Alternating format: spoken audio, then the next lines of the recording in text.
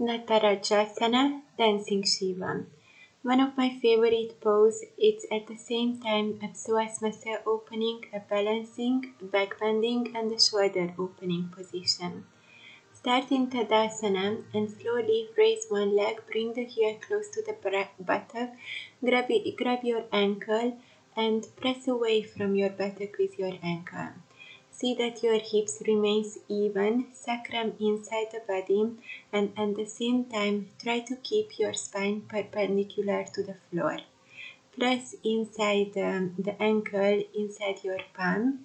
See as all your joints becomes activating, and lift the other hands next to your ears.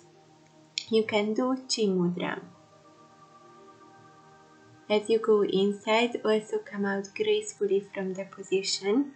And and next, I would like to show you a modification.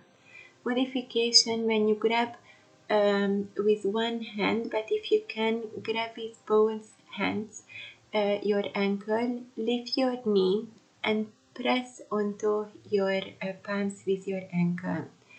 See that it's inserting deeply inside the spine, inside the body, and it's very good for the shoulder, elbow and wrist joint as well. Slowly, gracefully come out from the position. And next, let's see a modification with the belt. Place the belt to your ankle and slowly start to raise your knees up and press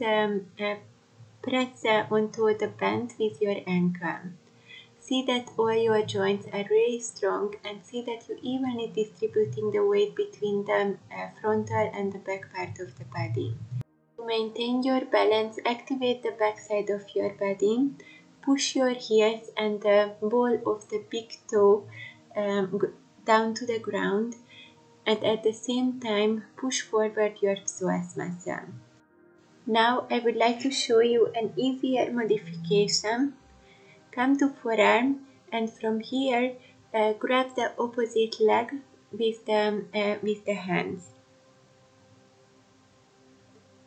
See that your core muscle is activating, the lower back straight and strong, and see that all your muscles, all your joints are activated and evenly distributing the weight between the legs and the hands.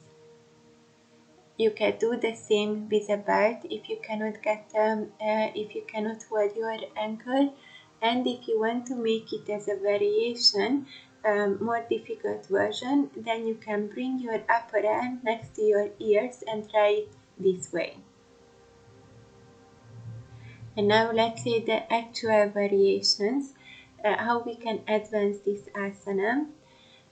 First you can try with a belt, and when you are more experienced and your shoulders are more open, then maybe you can try without belt as well.